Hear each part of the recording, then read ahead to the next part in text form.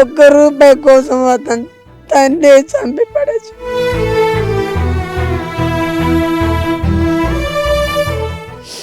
అమ్మ నాన్న చిన్న ఉన్నప్పుడు చనిపోయాడు, అతను నా చేతిలో పెట్టి చనిపోయిండు. అత్యాధునికమైన టెక్నాలజీతో ఫెర్టిలిటీ ట్రీట్మెంట్ అందిస్తోంది మెడిసి ఐవీఎఫ్. డిప్యూటీ తహసీల్దార్ బూటు దెబ్బకు ఒక ప్రాణం విడిచేసిండ్రు. సో ప్రజెంట్ నేను ఆ బస్తీలో ఉన్నా, ఇక ప్రజెంట్ సూరంతో ఉన్నా. ఒకసారి వాళ్ళతో కావచ్చు, వాళ్ళ అక్కతో ఒకసారి మనం మాట్లాడదాం. ఎందుకంటే అసలు ఇంకా మనం నాగరికతలో ఉన్నామా అనిపిస్తుంది నిన్న ఇన్సిడెంట్ మనం చూస్తే. సో ఆయన కష్టం చేసుకొని అండ్ సాయంత్రం పూట అద్దాలు తుడిచి చాతరేంత మన దగ్గర ఉంటే ఇస్తాం, లేకపోతే లేదు. కానీ సమాధానం బూటకాలతో చెప్పేసరికి అక్కడికక్కడే ప్రాణాలు వదిలేసిండ్రు. దాంతో వాళ్ళ ఫ్యామిలీ రోడ్డు పైన పడి ఆగమయ్యే పరిస్థితి ఉంది. సో ఒక్కసారి వాళ్ళ అక్క ఉంది, తనతో మనం మాట్లాడదాం. అమ్మ నీ పేరేంది? నా పేరే మలమ్మ. మా తమ్ముడు ఆడుకునేటోడే, మాకు తెచ్చి నన్ను ఒకదాన్ని సాధేటోడు. నాకెవరు లేరు, మా తమ్ముని తప్ప నా తప్పకి ఎవరు లేరు, నేను ఒక్కదానే. మా తమ్ముడు ఎక్కడైనా వాడకొచ్చి ఒక పూటకు నన్ను బతికిస్తుండే. అలాంటి వాడు కోట్ల రూపాయలు మంచి చనిపోయిండమ్మా. ఒక్క రూపాయి కోసం అతను తండ్రి చంపి పడచ్చు. అక్క అంటే మస్తు ప్రాణం అంటారు. ఇక్కడ ఉండేటోళ్ళని మాట్లాడితే అక్క అంటే చాలా ప్రాణం. ఏ రాత్రైనా మళ్ళీ అక్క దగ్గరకు వస్తుండే, అక్కని వలకరించిపోతుండే అని చెప్తున్నారు. అవునమ్మా, అది నిజమే. 10 గంటల రాత్రికి వచ్చినా కానీ నా ఇంటికి వచ్చి తలుపు కొట్టి మరి అక్క నీకు కవర్లు అన్నం అడకొచ్చినా ఇగో తిను, లేచి తిను, నువ్వు తిని పడుకోమని చెప్తుండే. లేకుంటే నేను తినను, రాలేవు, ఎందుకు జల్ది రాలేవు అని నేను ఆ టైంలో అడుగుతుంటే, నువ్వు ఎందుకు జల్ది రాలేవురా నేను అడుగుతుంటే, అక్క లేట్ అయింది అక్క, 2 ఇండ్లు అన్నం ఇయ్యలేరు అక్క అని చెప్పాడు. అక్క నాకు ఎవరు ఇయ్యలేరు, నేను రోడ్డు మీదకి వెళ్ళినా, నేను డబ్బులు అడకొచ్చిన, ఇక ఏదో చైనస్ ఉంది తినమని నాకు చాలా అడిగిండు మా తమ్ముడు. నన్ను చాలా అడిగినా కానీ నేను తినని అలిగి పడుకునేదని. ఆయన మా అక్క అన్ని కొన్ని లేపి ఏదో బతిలాడి తినిపించేటోడు మా తమ్ముడు. నాకు అతనంటే నాకు బాగా ప్రాణం ఉండే. మా తమ్ముడు నేనంటే నాకు చచ్చంత ఇష్టం ఉండే. మా బాబు ఇద్దరు చిన్నప్పుడు చనిపోయినా కానీ అక్క తోడుతోటే ఉంటుండే అని. అమ్మ నాన్న చిన్న ఉన్నప్పుడు చనిపోయాడు, అతను నా చేతిలో పెట్టి చనిపోయాడు. ఇంకా నాలో అట్లనే మంచిని, ఈ మంచి ఇట్లా చేస్తాడని మేము ఎప్పుడు కూర్చొని మేము ఆలోచించుకోలేం మేడం.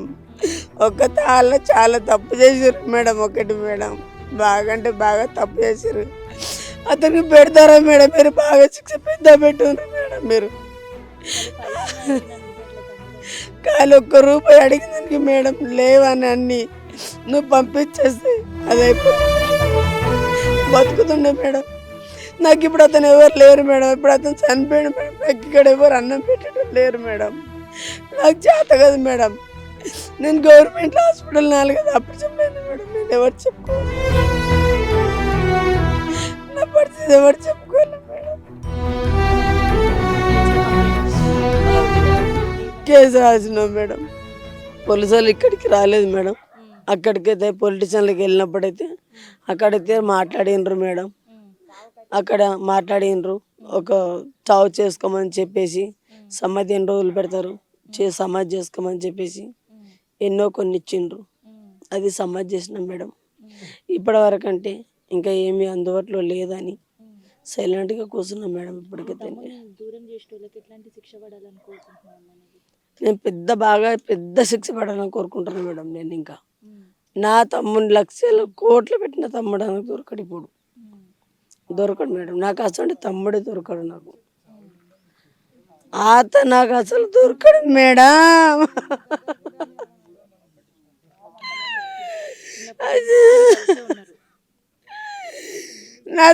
నాకు భర్త లేడంటే మేము మెడికల్ తీసుకున్నాం, మేము అన్న చెల్లెలాగా బతికినాం మేడం. నాకు ఎంత పెద్ద కట్టిన గవర్నమెంట్ హాస్పిటల్ ఉన్నా కానీ నన్ను అడగచ్చి సాధిండు మేడం. నన్ను తమ్ముడే నీకు అమ్మ ఇండు, తమ్ముడే నీకు నాన్న ఇండు. ఆయన నా ఇంటి తండ్రి, నాకు ఒక తండ్రి లాగా చూసుకున్నాడు మా తమ్ముడు. మేమిద్దరం అక్క చెల్లెళ్ళమే. ఆమె పరిస్థితి అంతేనా, నా పరిస్థితి అంతేనా.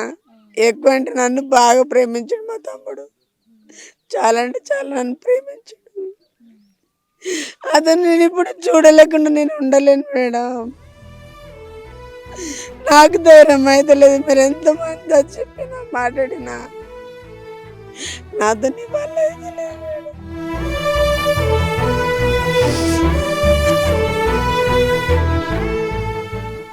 ఫోన్ రాలేదు మేడం. మా గల్లీ మనుషులు అక్కడికి వెళ్ళిండ్రు మేడం. అంటే వాళ్ళు అక్కడ పనికని వెళ్ళిండ్రు. అయితే వెళ్తే అక్కడ సంగతి అది కార్లో తుడుస్తున్నాడని చూసిండ్రంట.